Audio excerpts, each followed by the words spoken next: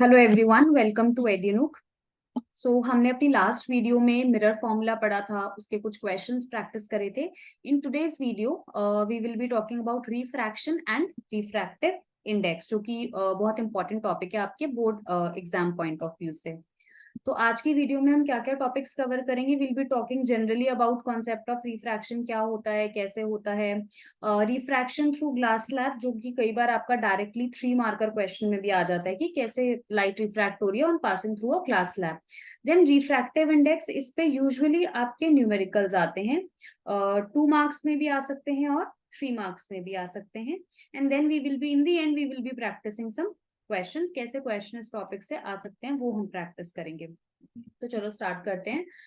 Refraction क्या है? देखो, लाइट जो आपकी एक फॉर्म ऑफ एनर्जी, इसके बहुत सारे फिनोमिना है। कभी वो सरफेस पे गिरती है तो वो बाउंस बैक हो जाती है, जिसको आप रिफ्लेक्शन कह देते हो। फिर आपने लॉज ऑफ रिफ्लेक्शन पढ़ लिया, आपने मिरर से कैसे रिफ्लेक्शन होता है वो पढ़ लिया। कई बार जब आपकी लाइट रे सरफेस पे फॉल होती है तो वो एब्जॉर्ब हो जाती है ना। तो वो डिपेंड करता है कि लाइट कितनी इंटेंसिटी की है। ऐसे ही कई बार जब लाइट हमारे सरफेस पे आती है, सरफेस से टकराती है, तो वो उस सरफेस से पास ऑन हो जाती है, गुजर जाती है। एंड जब वो उस सरफेस से पास ऑन हो जाती है तो फिर हम उसे रिफ्लेक्शन नहीं कहते, हम उसे रिफ्रैक्शन कहते हैं। और थोड़ा सा वो अलग कैसे है, अगर आप इस पहली पिक में देखो यहाँ पर, तो एक ग्लास टम्बलर है और उसके अंदर एक पेंसिल रखी हुई है। और ये पेंसिल आपको नॉर्मल नहीं दिख रही होगी, ये वाली जो पेंसिल है इसमें आपको ये ब्रोकन दिख रही है ना। तो ये ब्रोकन किस एंड से दिख रही है? अगर आप देखोगे, ये ब्रोकन आपको दिख रही है यहाँ से, इंटरफेस से, जहां पे आपका ये वाटर और एयर का इंटरफेस है। यहाँ पे आपको जो पेंसिल है वो ब्रोकन दिख रही है। तो इसका मतलब ऐसा क्यों है? पेंसिल टूटी तो है नहीं, लेकिन हमें दूर से एज अ व्यूअर हमें ये टूटी भी दिख रही है पेंसिल। ऐसे बहुत सारे इंस्टेंसेस हैं जो आप अपने डे टू डे लाइफ में देख सकते हो। स्विमिंग पूल की टाइल्स हमेशा आपको ऊंची नजर आएगी, जितनी डेप्थ होती है एक्चुअली उससे थोड़ा शैलो लगता है हमेशा स्विमिंग पूल। फिर एक गेम हम बहुत ज्यादा, मतलब स्कूल फेट में भी खेलते हैं, मेलों में भी खेलते हैं। देयर इज अ बकेट, उसके बीच में एक बैंगल रख देते हैं और आपको वो एक कॉइन देते हैं और आपको वो कॉइन उस बैंगल के सेंटर में डालना होता है। और वो कभी नहीं होता क्योंकि पॉसिबल ही नहीं है वो। जब आप ऊपर से उस बकेट में देखोगे तो जहां आपको वो बैंगल दिखेगी वो वहां है ही नहीं, वो उसकी अपरेंट डेप्थ है। तो ये सब ऐसा क्यों? अब आप अगर इसमें देखो तो इसमें क्या हो रहा है, ये तो एक कुछ मैजिकली है कि आपके एरो की डायरेक्शन ही बदल गई, जैसे पानी का ग्लास उसके आगे मूव किया। तो ऐसा लाइट रेस, ये हमारी आंखों में एंटर होने वाली लाइट रेस हैं जो अपनी डायरेक्शन बदल रही हैं। मतलब आप ये सोचो, यहाँ से जो लाइट रेस हमारी आ रही हैं ये अपनी डायरेक्शन चेंज कर रही है। इनको यहाँ से आना था पर ये आते आते बेंड हो गई। तो ऐसा क्यों हुआ? इस प्रोसेस को, इस बेंडिंग ऑफ लाइट को ही हम रिफ्रैक्शन कहते हैं। ये आप एक स्विमिंग पूल का एग्जांपल भी देख सकते हो। मैं अभी बात कर रही थी कि ये जो टाइल्स हैं दे अपीयर शैलो। तो ये हमें शैलो क्यों दिख रही है? अगर आप ये देखो, ये हमारा ऑब्जेक्ट है।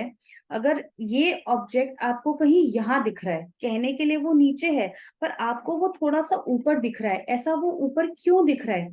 क्योंकि जो लाइट रेज हमारी आंखों में एंटर होनी चाहिए थी, वो जैसे ही वाटर से एयर में निकली तो उसकी डायरेक्शन चेंज हो गई। आप देख पा रहे हो कि वो थोड़ी सी बेंड हो गई है यहाँ पे। तो वो बेंड हो गई और बेंड होने की वजह से कुछ एपरेंट इमेज यहाँ पर बनी जो कि थोड़ी सी ऊपर थी। बट अब सारा पॉइंट यही है कि लाइट बेंड हुई क्यों। पर सबसे पहले हम ये देख लेते हैं कि इस बेंडिंग ऑफ लाइट को ही रिफ्रैक्शन कहते हैं। क्यों हुई वो अभी हम पढ़ेंगे। तो what is refraction? Refraction is change in the direction of light as it passes from one medium to another। तो सबसे इंपॉर्टेंट चीज ये है कि रिफ्रैक्शन तब होगी जब एक मीडियम से दूसरा मीडियम चेंज होगा। अगर मीडियम चेंज नहीं है तो एक ही मीडियम में कभी रिफ्रैक्शन नहीं होती। ठीक है, तो आपको ये पॉइंट याद रखना है कि जब भी एक लाइट रे एक मीडियम से दूसरे मीडियम में जाएगी तो वो बेंड हो जाएगी, अपनी डायरेक्शन चेंज कर लेगी। मान लो ये एयर है और ये वाटर है, तो आप देख पा रहे हो कि कैसे जो लाइट रे आ रही है, जैसे ही वो एयर से वाटर में पास हुई उसकी डायरेक्शन चेंज हो गई, वो थोड़ी सी बेंड हो गई। इस प्रोसेस को, इस बेंडिंग ऑफ लाइट को, इस change in direction of light को from one medium to another medium हम रिफ्रैक्शन बोलते हैं। अब नेक्स्ट क्वेश्चन इज कि क्यों, ऐसा क्यों हुआ? ऐसा इसलिए हुआ क्योंकि हर एक मीडियम की जो डेंसिटी होती है वो अलग होती है। और डेंसिटी भी नहीं, अगर हम करेक्ट वर्ड बोले तो ऑप्टिकल डेंसिटी, ऑप्टिकल मतलब लाइट के टर्म्स में डेंसिटी, की लाइट किस लेवल से उस पर क्रॉस करेगी। इसको बहुत हम इजीली समझते हैं कि स्पीड क्यों डिफरेंट है। हमारे पास तीन मीडियम्स होते हैं, ठीक है। तो पहला मीडियम हो गया हमारा सॉलिड, दूसरा मीडियम हमारा हो गया लिक्विड, एंड थर्ड मीडियम हमारा हो गया गैस। ये तीन जनरल मीडियम्स हैं जो हम पढ़ते हैं। तो लाइट इन्हीं तीनों से गुजर सकती है, हवा में है तो गैस से गुजर रही है, पानी में है तो लिक्विड पानी है, केरोसिन है, वॉट एवर योर लिक्विड, और अगर ग्लास है आपका तो सॉलिड है ना। तो अब अगर आपको याद हो, सॉलिड के जो पार्टिकल्स होते हैं they are very closely packed, है ना। अब ये सब तो आप पढ़ चुके हो, फोर्थ फिफ्थ क्लास का कॉन्सेप्ट है, सॉलिड में particles are very very closely packed, right. वहीं अगर हम लिक्विड की बात करते हैं तो लिक्विड में फिर भी पार्टिकल्स में थोड़ा स्पेस होता है, पार्टिकल्स आर लूजली पैक्ड। लेकिन गैसेस में यही पार्टिकल्स बहुत दूर दूर होते हैं, बहुत स्पेस होता है उनमें। अब आप एक चीज सोचो, अगर लाइट रे सॉलिड से पास करेगी तो क्या उसको कुछ ऑब्स्ट्रक्शन नहीं फील होगा। इसको आप ऐसे समझ सकते हो, जैसे कि मान लो आपके स्कूल में छुट्टी हुई है, एकदम बेल रिंग हुई है और आप भाग रहे हो और कॉरिडोर बहुत कंजस्टेड है, पूरा कॉरिडोर बच्चों से भरा हुआ है, तो आपकी स्पीड अपने आप कम हो जाएगी। अगर ये आपकी लाइट है जो किसी स्पीड से आ रही है, कोई भी स्पीड हो सकती है इस लाइट की, तो ये जो स्पीड है वो अपने आप कम हो जाएगी, क्योंकि अब वो बहुत सारे पार्टिकल से टकरा रही है। आप भी कॉरिडोर में भागते भागते आपकी स्पीड कम हो जाएगी, क्यों? क्योंकि आप बहुत सारे बच्चों से टकरा रहे हो। वैसे ही अगर हम लिक्विड की बात करें तो लिक्विड में भी स्पीड चेंज होगी लाइट की, लेकिन कंपैरेटिवली उतनी स्लो नहीं होगी जितनी सॉलिड में स्लो होगी, क्योंकि सॉलिड में तो बहुत ज्यादा कंजशन था, है ना। और वहीं अगर हम गैस की बात करें तो गैस में तो हार्डली मतलब आपकी कोई लाइट की स्पीड कम होगी। तो लाइट की स्पीड मैक्सिमम होती है गैसेस में, क्योंकि पार्टिकल्स ही इतनी दूर दूर है, पार्टिकल्स इतनी दूर है तो स्पीड तो अपने आप बढ़ेगी। अगर कॉरिडोर खाली होगा तो आप तो फटाक से भाग जाओगे वहां से, है ना। तो अगर मैं डेंसिटी की बात करूं या मैं ऑप्टिकल डेंसिटी की भी बात करूं, डी से डिनोट कर देती हूँ मैं डेंसिटी को। तो अगर मैं कह रही हूँ कि डेंसिटी ऑफ सॉलिड मैक्सिमम है, then density of liquid followed by density of gas, है ना। ठीक लिखा है मैंने कि सॉलिड की डेंसिटी मैक्सिमम है, फिर लिक्विड की आती है, फिर गैस की आती है। तो क्या मैं ये नहीं कह सकती क्योंकि सॉलिड की डेंसिटी मैक्सिमम है इसलिए speed of light in solid minimum होगी, followed by speed of light in liquid, followed by speed of light in gas.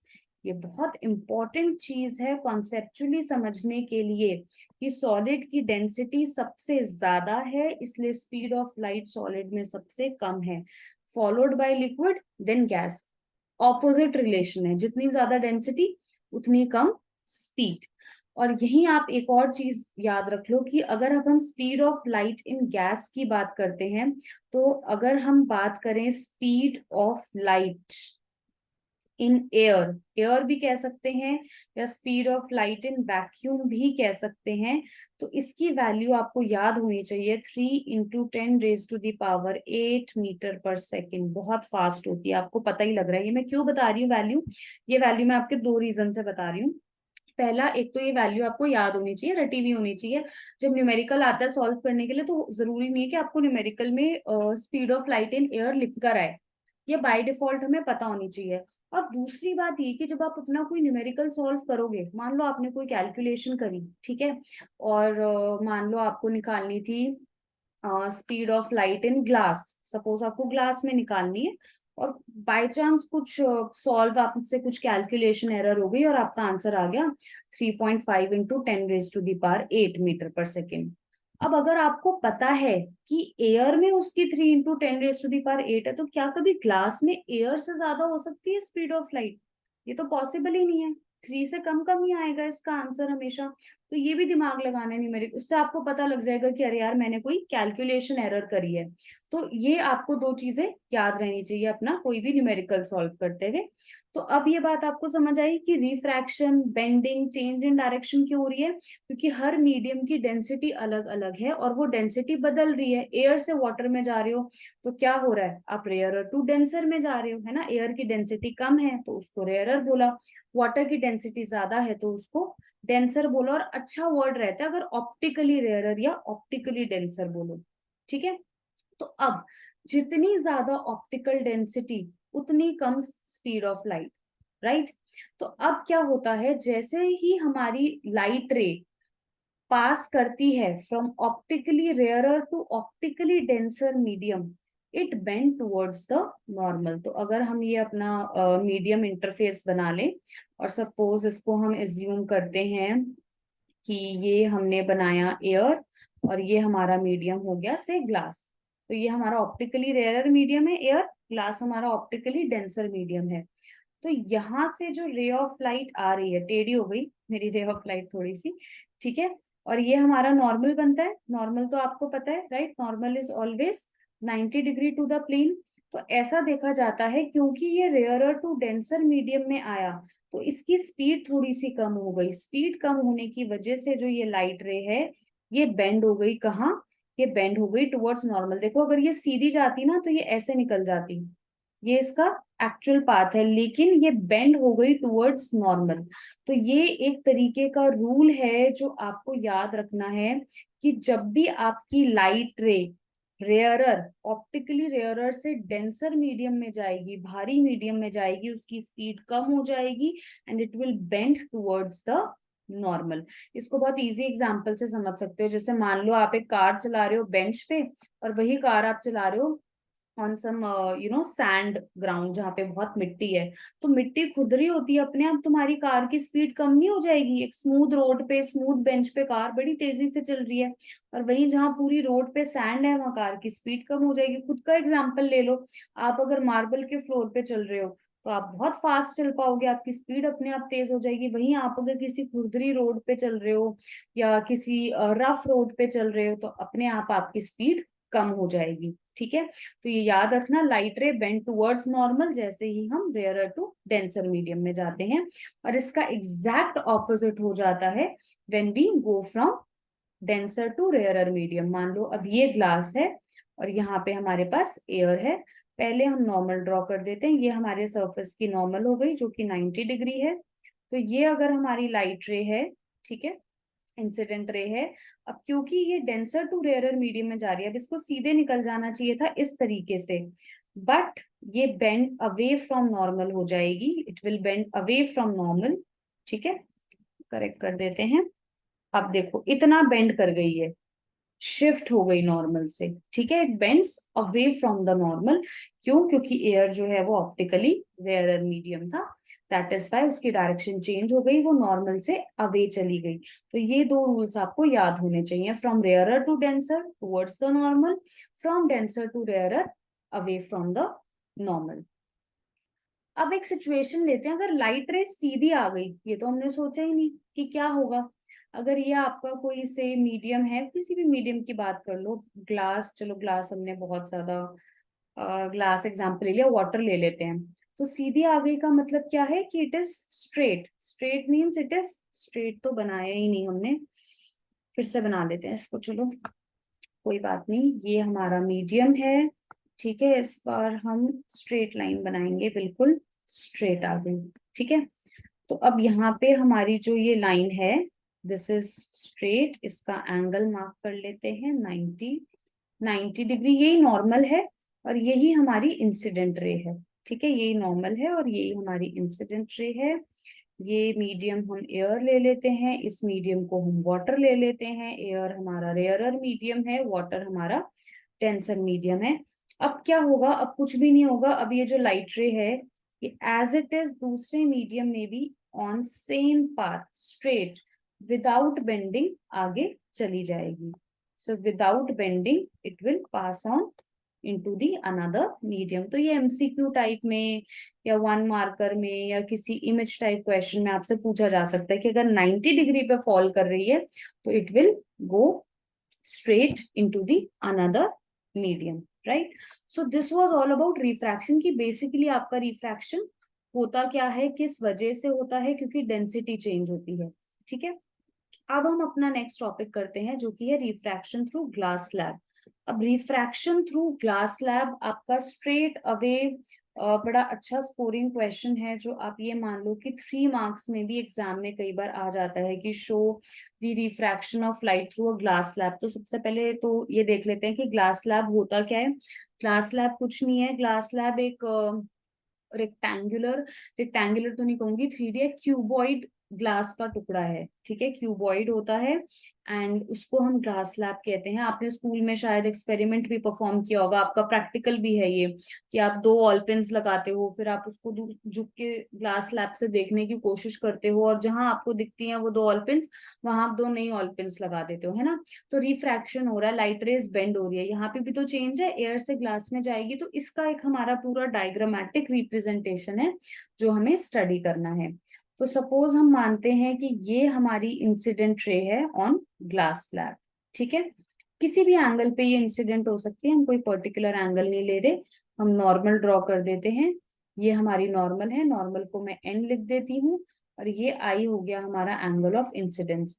ये रे कौन सी हो गई हमारी, लिख लेते हैं इसको, साथ साथ लेबलिंग भी पता होनी चाहिए आपको। ये हो गई हमारी इंसिडेंट रे, और आई हो गया हमारा एंगल ऑफ इंसिडेंस, लिख लेते हैं इसको भी। ये हो गया हमारा एंगल ऑफ इंसिडेंस, ठीक है। अब क्या होगा, देखो ये एयर है और ये ग्लास है, तो अब हम क्या कर रहे हैं, हम रेयरर टू डेंसर मीडियम में जा रहे हैं। तो जब हम रेयरर टू डेंसर मीडियम में जाते हैं तो क्या होता है, हमारी जो ये लाइट रे है, ये क्या होगा, it will bend towards the normal. तो ये हमारी बेंड हो गई टुवर्ड्स नॉर्मल, और ये वाला जो एंगल है इसको हम आर कहते हैं। यानी ये आई था, I is equal to angle of incidence, और आर हमारा है एंगल ऑफ रिफ्रैक्शन, ठीक है। आर है हमारा एंगल ऑफ रिफ्रैक्शन। एक बहुत इंपॉर्टेंट बात जो आपको याद रखनी है, angle I is not equal to angle R. यहाँ पे इक्वल नहीं है, ये रिफ्लेक्शन नहीं हो रही, ये रिफ्रैक्शन हो रही है ना। कभी वही अपना मिरर वाला लॉ लगा दो यहाँ पर भी, ठीक है, ऐसा नहीं है। आई और आर यहाँ पे, ये तो दिख ही रहा है ना, बेंड हो गया, ठीक है, तो बेंड हो गया तो एंगल तो चेंज हो ही जाएगा, ठीक है। तो I is not equal to R. और ये वाली रे कौन सी हो गई हमारी, इस रे को हमने नाम दे दिया, ये हमारी है रिफ्रैक्टेड रे, ठीक है। अब अगेन यहाँ पे नॉर्मल बना लो, ठीक है, ये हमारी अगेन नॉर्मल हो गई। अब ये वापस क्या हो रहा है, ये वापस आपकी जो है ग्लास से एयर में जाएगी, है ना। तो जब ये ग्लास से एयर में जाएगी तो it will again bend away from the normal. ओहो, ये हमारी इरेज हो गई, दोबारा बना लेते हैं। इट विल बेंड, एरो ठीक कर लेते हैं, it will bend away from the normal. इसको इरेज कर लेते हैं, व्हाट हैपेंड, एक मिनट, चलो फिर से बना लेते हैं इसको। ये हमारी हो गई bend away from the normal. अब ठीक है, और ये वाला एंगल अब कौन सा है, अवे हो गई ना ये बेंड, इस एंगल को हम कहते हैं एंगल ऑफ इमर्जेंस। और ये जो फाइनली इमर्ज हुई है, सबसे लास्ट में इमर्ज होने वाली रे है, इसको हम कहते हैं इमर्जेंट रे, ठीक है। ये हमारी होती है इमर्जेंट रे। और ई जो है, ई को मैं यहाँ ऊपर ही लिख देती हूँ, ई है हमारा एंगल ऑफ इमर्जेंस, ठीक है। ई हमारा है एंगल ऑफ इमर्जेंस। तो समझ रहे आपको ये बात, इंसिडेंट रे पहले ये बेंड, 2 बार बेंडिंग हुई है यहाँ पे, क्योंकि 2 बार चेंज हो रहा है मीडियम, पहले एयर से ग्लास, फिर ग्लास से एयर। तो जब एयर से ग्लास जाएगी तो टुवर्ड्स नॉर्मल बेंड हो गई, है ना। और जब ग्लास स्लैब से बाहर निकली इनटू एयर तो अवे फ्रॉम नॉर्मल हो गई इमर्जेंट रे। अब एक चीज और हम इसमें देखते हैं, अगर हम अपनी इस इंसिडेंट रे को आगे प्रोड्यूस कर दें, एक्सटेंड कर दें, डॉटेड लाइन में कर रहे हैं हम, ठीक है, तो आप ये देखोगे, ये हमारी एक्सटेंडेड इंसिडेंट रे और इमर्जेंट रे, ये दोनों आपस में पैरेलल हैं। You will note that incident ray नहीं लिखूंगी मैं, एक्सटेंडेड इंसिडेंट रे, है ना, extended incident ray is parallel to emergent ray, ये इमर्जेंट रे के पैरेलल है। और दोनों के बीच का जो ये डिस्टेंस है, ये डिस्टेंस परपेंडिकुलर है ना, डिस्टेंस तो परपेंडिकुलर है ना, सीधा है। तो इस डिस्टेंस को हम कहते हैं lateral displacement, very important term, इसको हम कहते हैं लेटरल डिस्प्लेसमेंट। ये आपका इम्पोर्टेंट है, ठीक है, इसको आपको याद करना है। लेटरल डिस्प्लेसमेंट, हम बेसिकली हम कुछ नहीं कह रहे, हम ये कह रहे हैं कि हमारी जो इमर्जेंट रे है ना, वो थोड़ी सी खिसक गई है, लेटरली डिस्प्लेस हो गई। लेटरली मतलब साइडवेज, पैरेलल। अगर ये एक पेन है और ये एक दूसरा पेन है, तो दैट मीन्स ये पेन ऐसे लेटरली डिस्प्लेस हो गया, इसके पैरेलल ऐसे डिस्प्लेस हो गया, दोनों के बीच में पैरेलल, मतलब दे बोथ आर पैरेलल। तो इसको हम कहते हैं कि इंसिडेंट रे हमारी थोड़ी सी लेटरली डिस्प्लेस हो गई, और ये जो परपेंडिकुलर डिस्टेंस है दोनों के बीच में, इसको हम लेटरल डिस्प्लेसमेंट कहते हैं। मैं एक बार बोल देती हूँ फटाफट इसकी डेफिनेशन, ध्यान से सुन लेना। The perpendicular distance between the extended incident रे एंड इमर्जेंट रे is called lateral displacement. Extended जरूर लिख देना, हाँ मत जाना एक्सटेंडेड, क्योंकि इंसिडेंट रे के बीच का नहीं, एक्सटेंड किया है तो है वो डिस्टेंस, ठीक है। So this was all about refraction through a glass slab. बस आपको पता होना चाहिए यही सारी चीजें, कि ये इंसिडेंट रे है, ये रिफ्रैक्टेड रे है, ये इमर्जेंट रे है, कहाँ से आ रही है, किधर जा रही है, IRE क्या क्या दे देंगे, क्वेश्चन 1 2 4 मार्क कर देंगे, उसको पूछेंगे कौन सा एंगल इंसिडेंस है, कौन सा एंगल रिफ्रैक्टेड एंगल है, ठीक है, वो ध्यान रखना। और दूसरा ये जरूर ध्यान रखना कि angle I is not equal to angle R here, ठीक है। तो ये था हमारा रिफ्रैक्शन थ्रू ग्लास स्लैब। ये थोड़ा क्लियर डायग्राम है, ये आपका एनसीईआरटी वाला डायग्राम है। This is the one which is given in your NCERT, है ना। तो इस तरीके से क्लियर होना चाहिए आपका डायग्राम, सारी लेबलिंग्स होनी चाहिए। नॉर्मल को एन मार्क करोगे, ठीक है ना, इंसिडेंट रे लिखोगे, यहाँ पर भी लिखी नहीं है ये सारी चीजें, पर आपको ये सारी जो है मार्किंग्स करनी है, कि this is your incident ray, ये आपकी रिफ्रैक्टेड रे है, ये इमर्जेंट रे है, ठीक है, ये जो डिस्टेंस है ये लेटरल डिस्प्लेसमेंट है। तो ये क्लियर इमेज मैंने आपको दिखाई है कि ये हमारा रिफ्रैक्शन थ्रू ग्लास स्लैब होता है। अब इसी के बाद, यही एक्सपेरिमेंट करने के बाद हम कुछ लॉज पे आए थे जिनको हम लॉज ऑफ रिफ्रैक्शन कहते हैं। भाई जैसे लॉज ऑफ रिफ्लेक्शन है, ऐसे ही लॉज ऑफ रिफ्रैक्शन है। तो पहला लॉ है the incident ray, the normal and the refracted ray all lie in the same plane. भाई ये तीनों आपके सेम प्लेन में लाई करेंगे, है ना। तो ये point, common point of incidence जो है वो सेम है, वही सेम लॉ है जो रिफ्लेक्शन का था, बस वहां रिफ्लेक्टेड रे को की जगह उठा के रख दो रिफ्रैक्टेड रे को, ठीक है।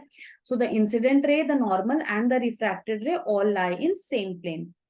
दूसरा लॉ क्या कहता है, ये लॉ देखा गया, ठीक है, कि the ratio of sine of angle of incidence and sine of angle of refraction is constant. वो इंग्लिश में बोलने में टफ लग रहा है, टफ कुछ है नहीं, मैथमेटिकल फॉर्मूला है, कुछ नहीं कह रहा। वो आपसे कह रहा है कि sine I by sine R निकालोगे हमेशा, तो जो भी वैल्यू आएगी उन दो मीडियम के लिए वो कांस्टेंट आएगी। इसको स्नेल्स लॉ भी कहते हैं, स्नेल ने दिया था इसलिए स्नेल्स लॉ कहते हैं।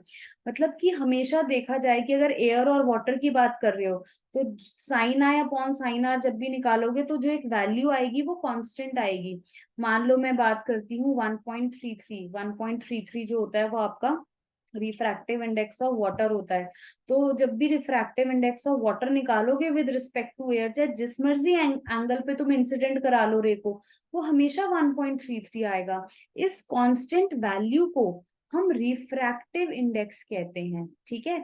ये विद रिस्पेक्ट टू 1 में अभी आगे समझाती हूँ। तो ये जो एक कांस्टेंट निकला है, रिफ्रैक्टिव इंडेक्स को हम स्मॉल एन से डिनोट करते हैं, ठीक है।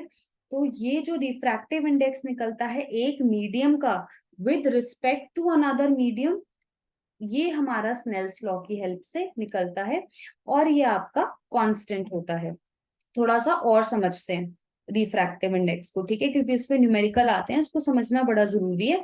सबसे पहली बात तो आप ये समझो कि रिफ्रैक्टिव इंडेक्स जो है ना, वो एक कंपैरेटिव टर्म है, और ये बेसिकली मेजर करती है क्या, किसी भी मीडियम की ऑप्टिकल डेंसिटी। मतलब कि अगर कोई भी मीडियम है आपके पास जिसका रिफ्रैक्टिव इंडेक्स, जैसे हम ले लेते हैं एक्स मीडियम है जिसका रिफ्रैक्टिव इंडेक्स है मान लो 1.33, और एक हमारे पास वाई मीडियम है जिसका रिफ्रैक्टिव इंडेक्स है सपोज 1.52, तो हम ये कहेंगे कि जिसका रिफ्रैक्टिव इंडेक्स ज्यादा है वो ज्यादा डेंसर है, मतलब y is denser then x। समझ रहे हो कि रिफ्रैक्टिव इंडेक्स से मेजर क्या कर रहे हो, रिफ्रैक्टिव इंडेक्स से डेंसिटी, ऑप्टिकल डेंसिटी मेजर कर रहे हो। अच्छा मैंने कंपैरेटिव टर्म क्यों कहा, देखो डेंसिटी एक ऐसी टर्म है, मैं ये नहीं कह सकती कि जो ग्लास है वो ज्यादा डेंसर है। किससे डेंसर है इसका ना थोड़ा चलो फनी एग्जाम्पल लेते हैं। सपोज अब वैसे तो बहुत ऑब्जेक्शनेबल होता है for a girl to for a female to talk about her weight, पर चलो मैं अब अपने वेट की बात करती हूँ, ठीक है।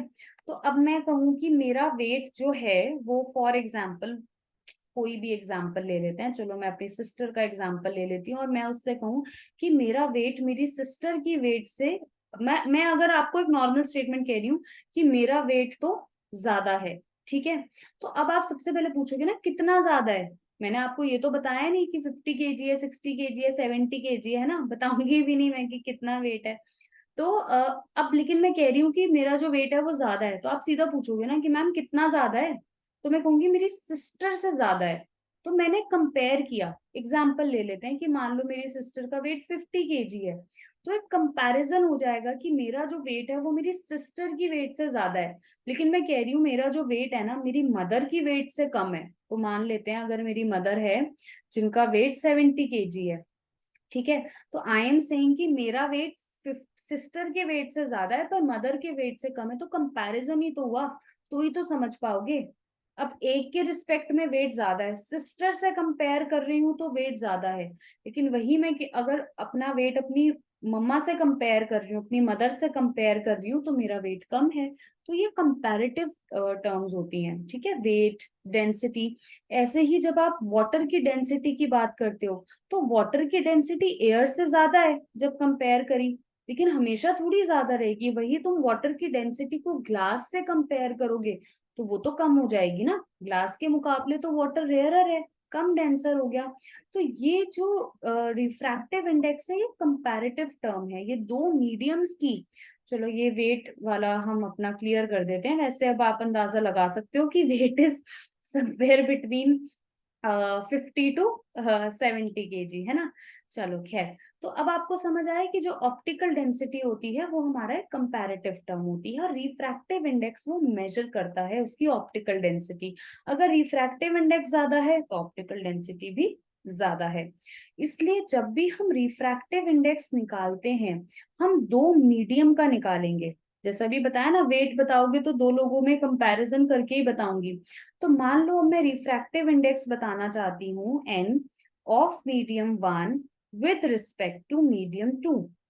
ध्यान से समझना है इस बात को। तो ये हमारा क्या आ गया, refractive index of medium 1 with respect to refractive index of medium 2।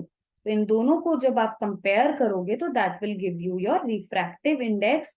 And एक और बहुत इंपॉर्टेंट बात आप नोट कर सकते हो, वो क्या, कि इट हैज नो यूनिट्स। दिख रहा है रेशियो है, इट इज अ रेशियो। तो आंसर में कभी मीटर पर सेकेंड, मीटर कुछ भी लिख मत आना, ये भी बहुत गलतियां करते हैं बच्चे, ठीक है। तो इट हैज नो यूनिट्स। अब एक चीज हम और समझेंगे इसमें रिफ्रैक्टिव इंडेक्स में, कि अब कंपैरिजन हो रहा है, ठीक है, तो हम कैलकुलेट कैसे करें। कोई और एक टर्म होना चाहिए ना टू कैलकुलेट रिफ्रैक्टिव इंडेक्स। तो ये मेजर किया जाता है in terms of velocity of light.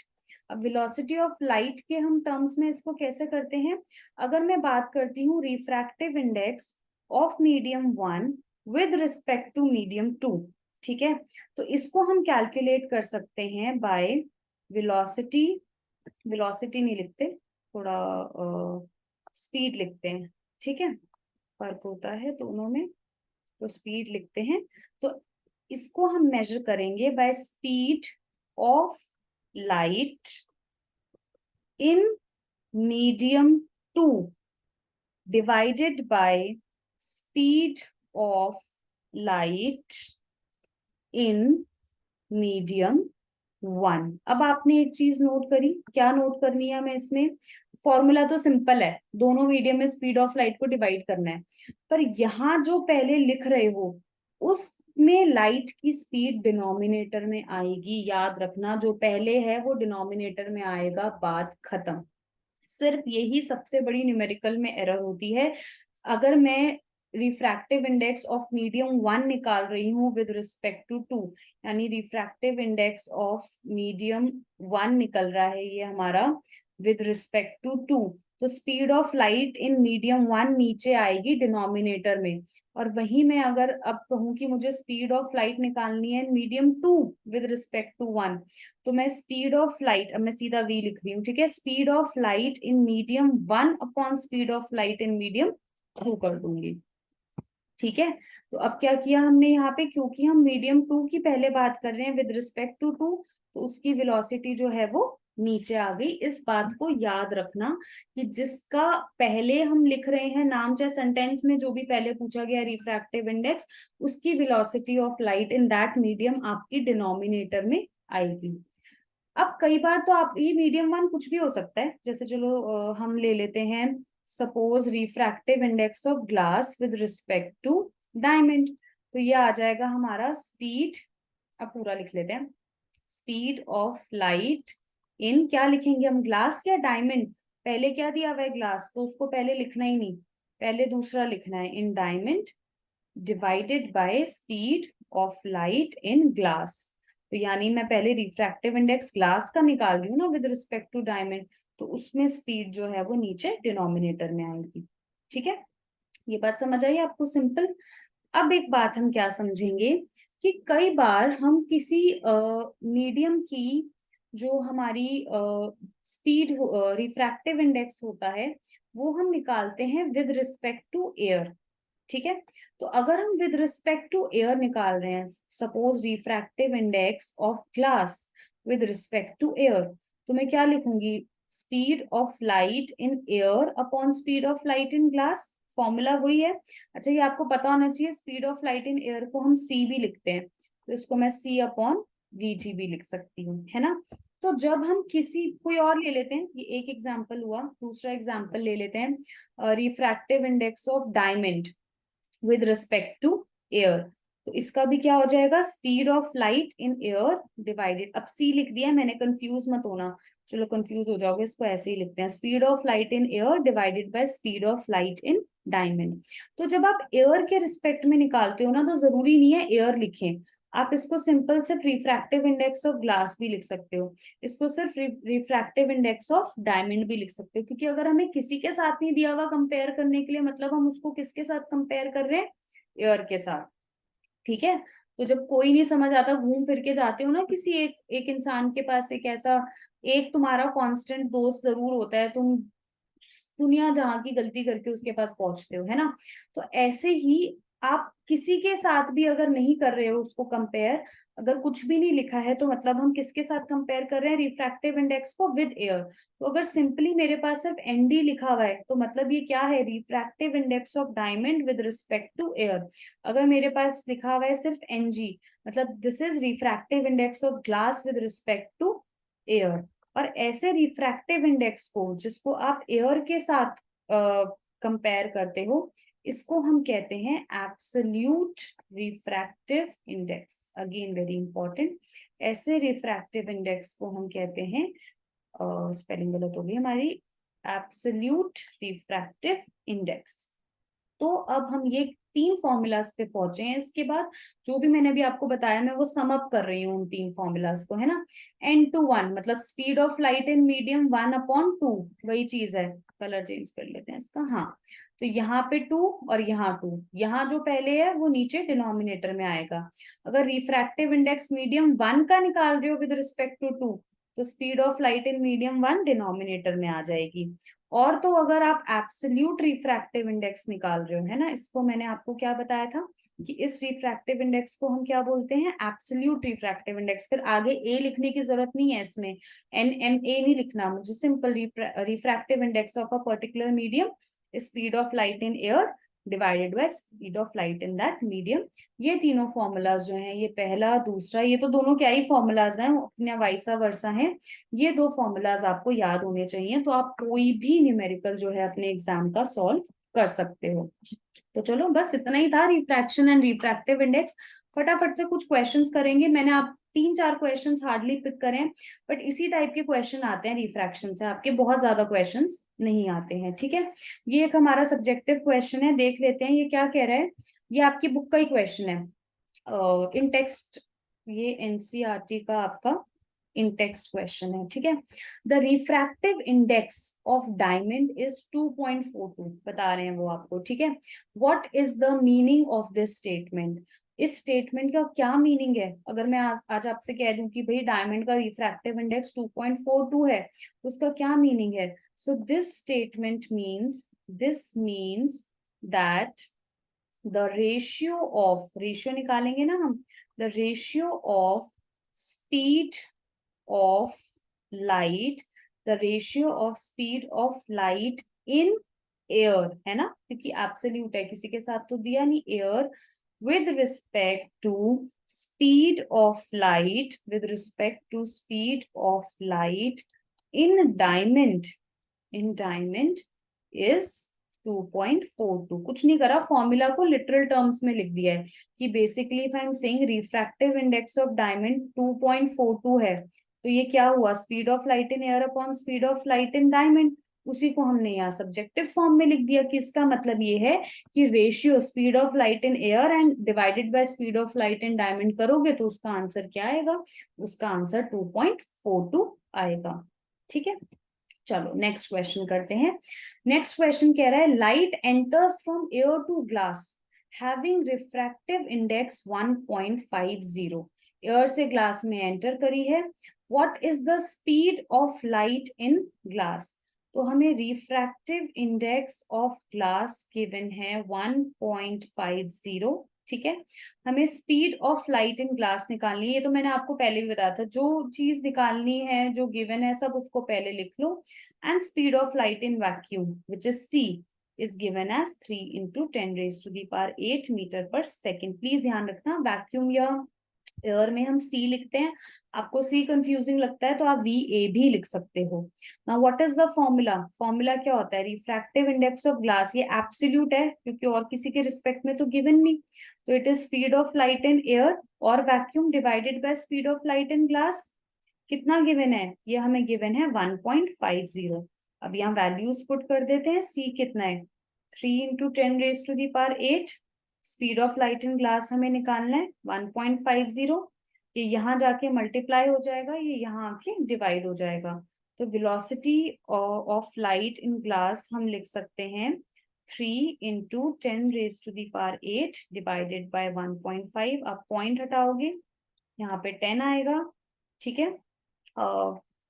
3 5 से करते हैं, 5 3 ज़ा 15, 5 2 ज़ा 10, 3 से 3 कैंसिल हो गया, तो आपका फाइनली आंसर आ गया 2 into 10 raised to the power 8 metre पर second. This is the speed of light in glass. ये वैसे भी याद हो जाती है, हम इतने न्यूमेरिकल्स करते हैं, speed of light in glass. और देखो हमने सही भी किया है, लाइट में कितनी है, कई बार ना बच्चे उल्टा कर देते हैं, अगर तुम मान लो इसको 1.5/3 कर देते ना तो तुम्हारा गलत आ जाता आंसर। तो यहाँ पे देखो स्पीड ऑफ लाइट तुम्हारी कम आई है, तो ये ऑब्वियस भी है, ग्लास में कमी तो हो जाएगी स्पीड ऑफ लाइट, है ना। चलो नेक्स्ट क्वेश्चन करते हैं, एमसीक्यू है नेक्स्ट हमारा। A light ray enters from medium A to medium B, देख लो ये नीचे वाला है मीडियम ए से मीडियम बी में जा रही है। The refractive index of medium B, the refractive index of medium A with respect to will be, मतलब with respect to A will be. तो पहले तो देख लेते हैं क्या हो रहा है, ये स्ट्रेट जाती तो ऐसे चली जाती, तो basically it has bend towards normal, ये टुवर्ड्स नॉर्मल बेंड हो गई है, मतलब आपका जो मीडियम बी है वो डेंसर है और मीडियम ए जो है वो रेयरर है। तो एनबीए मतलब refractive index of B upon refractive index of A, ये तो सीधा सीधा आएगा, यहाँ स्पीड की बात नहीं कर रहे, जो ऊपर है वो ऊपर आएगा। तो रिफ्रैक्टिव इंडेक्स ऑफ बी, आप ये डेंसर है तो ये हायर आएगा ना बेसिकली, हमें वैल्यू तो गिवन नहीं है, ये लोअर आएगा। और न्यूमरेटर अगर आपका बड़ा है डिनोमिनेटर से, if numerator is higher than denominator, तो हमेशा जो आंसर आएगा वो ग्रेटर देन 1 होगा ना। समझ आया क्या लॉजिक लगाया हमने। रिफ्रैक्टिव बी, सबसे पहले तो हमने ये डिकोड किया कि हमारा जो मीडियम बी है वो डेंसर है, वो डेंसर है तो उसका रिफ्रैक्टिव इंडेक्स की वैल्यू ज्यादा होगी ऊपर numerator, if numerator is higher than denominator तो answer will always be greater than 1, तो हमारा आंसर ए है, ग्रेटर देन यूनिटी, ठीक है। इंपॉर्टेंट क्वेश्चन है, ये आया हुआ है कई बार एग्जाम्स में, ठीक है। चलो नेक्स्ट क्वेश्चन करते हैं।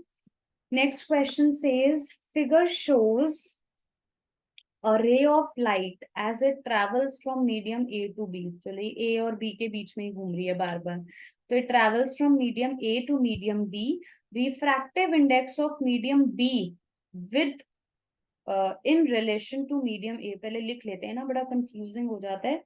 With respect to A निकालना है हमें. ठीक है, medium A is this, medium B is this. आप देखो एंगल्स दिए हुए हैं, तो रिफ्रैक्टिव इंडेक्स क्या होगा हमारा, साइन आई अपॉन साइन आर, है ना. कौन सा लॉ है ये लिख देना ब्रैकेट में, एग्जाम में मार्क्स होते हैं जैसे मैथ्स में होते हैं ना थ्योरम के. तो ये स्नेल्स लॉ है, यूजिंग स्नेल लॉ करेंगे हम. तो मीडियम बी का अगर आप साइन आई देखो, which sorry medium A, your sine i is 60 degree. Confuse मत होना 30 और 60 में. जो नॉर्मल के साथ बनता है वो आपका एंगल ऑफ इंसिडेंस होता है. तो साइन 60 डिग्री और एंगल ऑफ रिफ्रैक्शन यहाँ पे, वैसे तो दोनों सेम है, कंफ्यूज नहीं होंगे, पर ये वाला होता है. This one is angle of refraction, the one with normal. तो this is equal to sine 45. ठीक है, साइन 60 कितना होता है आपका, √3/2, और साइन 45 कितना होता है, 1/√2. ये नीचे आ जाएगा, ये ऊपर चला जाएगा. इतनी कैलकुलेशन तो मैं एज्यूम कर रही हूँ आपको आती होगी. √3, ये 2 इधर आ गया, 1 इधर और √2 इधर. ये √2 से 2 कैंसिल हुआ, तो आर आंसर इज √3/√2. तो ये हमारा क्या है, ये हमारा रिफ्रैक्टिव इंडेक्स है of medium B relative to medium A. इसके आगे इसको सॉल्व करने की जरूरत नहीं है, आप यहाँ पे भी अपना आंसर छोड़ सकते हो, या ज्यादा से ज्यादा आप इसको ऐसे भी लिख सकते हो, कोई यूनिट इसमें आएगी नहीं. ठीक है, so this was all about your this refractive index. समझ रहे हो, बहुत सिंपल सिंपल क्वेश्चन है. आपको 2-2 3-3 फॉर्मूलाज याद रखने हैं. एक आपका स्पीड वाला फॉर्मूला है रिफ्रैक्टिव इंडेक्स के लिए, और दूसरा आपका स्नेल लॉ है, साइन आई upon sine r. Next question, ये भी बड़ा अच्छा क्वेश्चन है, एमसीक्यू में आ सकता है, 2 मार्कर में आ सकता है. ठीक है, अच्छा क्वेश्चन क्यों है अभी बताऊंगी. Arrange the following common substances in the increasing order of refractive indices. Confuse मत हो ना, गलत नहीं लिखा है मैंने, इंडेक्स का प्लूरल होता है इंडिसेस. ठीक है, क्या क्या है हमारे पास, ice, kerosene, glass, diamond, alcohol and water. तो भाई वो सिंपल वाला हिसाब है, इंक्रीजिंग ऑर्डर. तो सबसे कम रिफ्रैक्टिव इंडेक्स गैस का होगा, उससे ज्यादा रिफ्रैक्टिव इंडेक्स लिक्विड का होगा, और उससे ज्यादा सॉलिड का होगा.